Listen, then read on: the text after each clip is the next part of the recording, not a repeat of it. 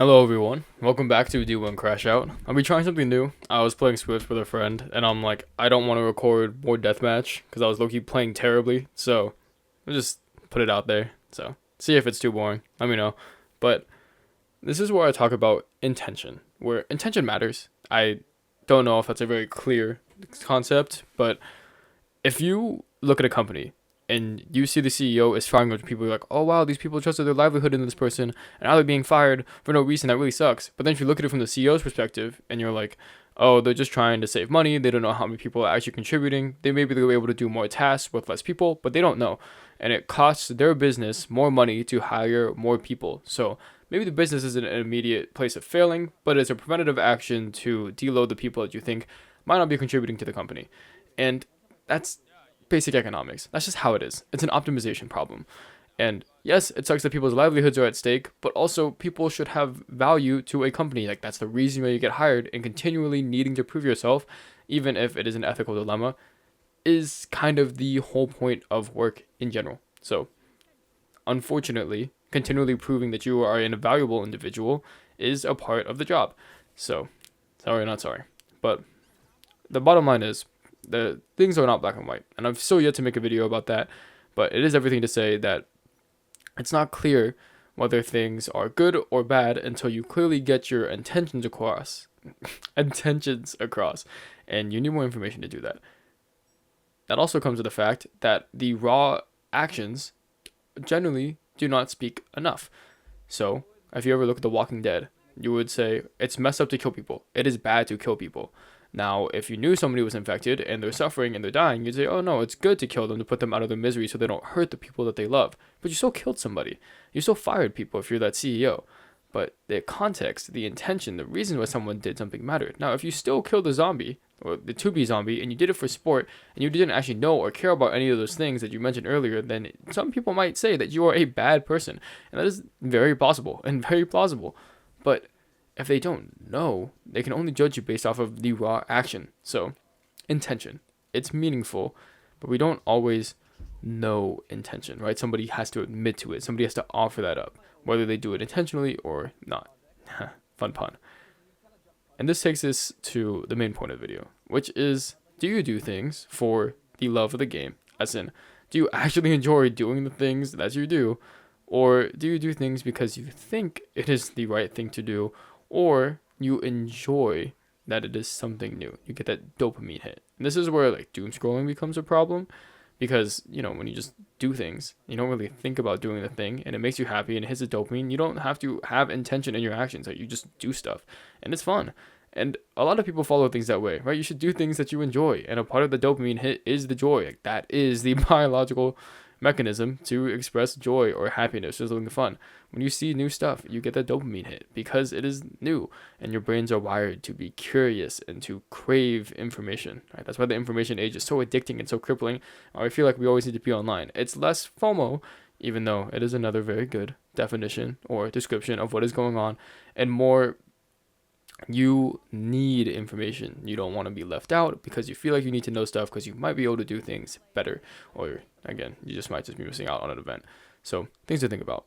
But in the general sense, someone might tell you it is better to do things for the love of the game than just because you think they're right. But moral, ethical arguments where somebody says, okay, no, I do actually enjoy making money, and I like improving my life, and yes, that might be for the love of the game, but my actual intentions are, I think I need money to survive. Someone might argue that you just like seeing the money go up, and that's the novelty in it, right? That you usually don't have that money, and it opens up doors and capabilities and stuff for you to be able to do with the money, right? And others might argue that you just like getting more money, and that is your love of the game. It's a matter of perspective, whether you do something for the love of the game or you do something for the novelty. But the general gist is that if you keep on bouncing around between things, you most likely aren't doing things for the love of the game, because you should be reinforcing your own behavior if you genuinely enjoy doing something than bouncing around between a lot of things. There's a gray area here where people are really inclined to do a lot of things, and the joy in their life is learning a lot of things and naturally being curious, and that is something that I actively advocate for. So, yay. But humans are limited by their cognitive supply.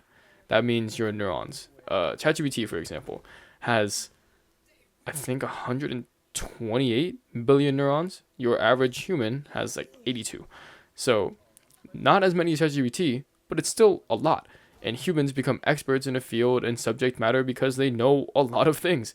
And they're able to program that across their 82 billion neurons. And that is something to think about, where you can become about 3/4 as good as the AI that everybody outsources cognition to just by being human and learning things and being curious and reinforcing behavior that is right, as in objectively. Don't worry about the moral ethical part so much when I say right.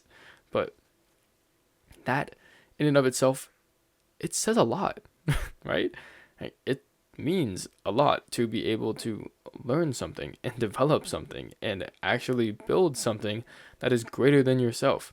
And that doesn't just happen overnight. It's something that you develop as a skill, right? Anybody can learn something overnight, but to actually master or hone your craft or be something that is unique and better than other people, as in having value, that is something which you build with time again and again, time that not everybody can put in. And that is the game. It is consistency. And it gets really easier to be consistent if you're not always chasing something new, if you're not always chasing a high. But the flip side of that is that if you do enjoy doing something and you get reinforced by doing it, and there's areas of monotony, the areas of higher dopamine, of higher stress, are the ones in which you are innovative, where you gain something new. You unlock a new skill. You make a significant development. You gain something in terms of progress. That is the love of the game. Learning and improving and getting actively better at something. And unfortunately, for this analogy, that is novelty. Getting improvement is novelty. Gaining something is novelty. So it's something to think about. So what is the main point? If you're telling me that your love of the game, as in the stuff that you actually do, is also novelty, what is the difference between chasing novelty and doing stuff for the love of the game? And honestly, it is a gray area. I'm not going to define it explicitly. There's not just a certain amount of dopamine or a certain behavior that determines explicitly if you are doing something because you love it or if you are doing something because you are chasing the dopamine burst. Frankly, it's two ends of the same coin. It's a matter of perspective, and it's honestly both. You enjoy doing something. When you get something new, you get a burst of dopamine. When you believe that you're going to get something new and you continually chase that, you also get dopamine and you reinforce that behavior, and that is the love of the game. So now that comes to a matter of, why did I mention intention?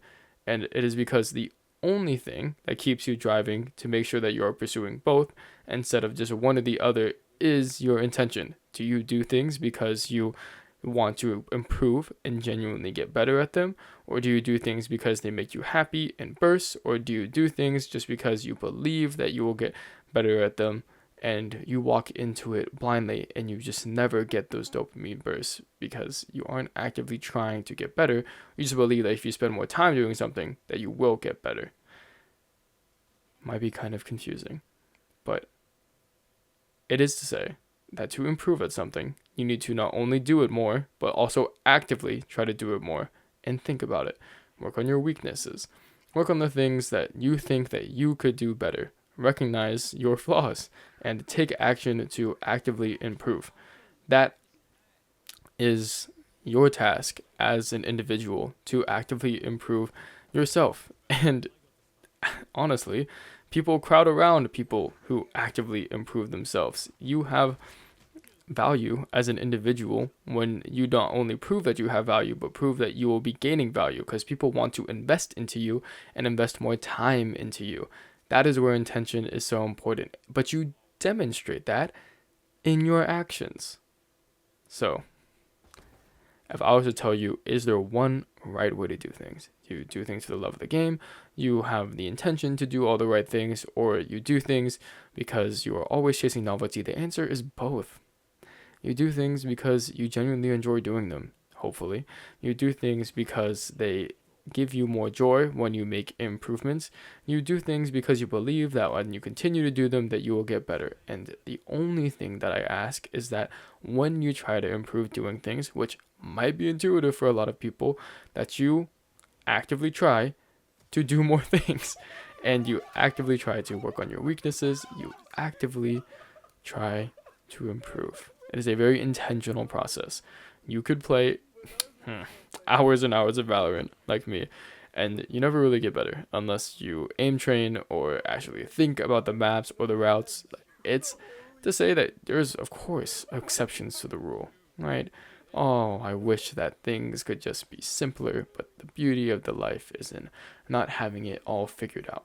And I've already talked about this, but oh wow, I really need to make this a black and white video, but the whole lot of gray, because I keep talking about it as a subject. But I will say it now, that things are not perfect and things are not this or that. And in this case, I would like to say you should be looking for all of the above. That is kind of the big idea, is that your motivations should align with wanting more in life. Hopefully, is not the only way that you see living your life. Because a lot of people want an end journey. You don't want to just be working forever. You want to work towards a goal of being able to relax. Unfortunately, people find purpose in doing things and actively improving. There's, I think, only my grandpa out there who is perfectly comfortable just reading a newspaper every day and just maintaining his health until he dies. It's a difficult thing to do. Nothing, that is. People have demonstrated time and time again that it is worse to do nothing. It feels worse to do nothing than to do something, just to try. And that brings us back to what really is the game. And to me, it is the game of life. The game of life, better defined as the art of doing stuff. And doing stuff means improvement. It doesn't just mean enjoying it for the sake of doing things. It also means enjoying it for the sake of getting better at the things that you do enjoy. I might be going down a rabbit hole and just explaining the same thing over and over again to really finish off this Swift play. But it matters that there is longevity in your actions, that there's a future in your actions. It's something to think about. Moving into college, as just a subject, one of the reasons I picked CS was because I knew there would be no end. That there would always be something to work for. There's always new stuff. There's always very ambitious people and creative things, and people are working on stuff, and it's super cool, and you don't have the time to work on it all. Now, at some point in my life, I'm going to have to retire, right? I can't work forever. I don't want to work until I'm going to die. And I want to actually enjoy the rewards, the spoils of the hard work that you put in to learn something, to apply it, to have value.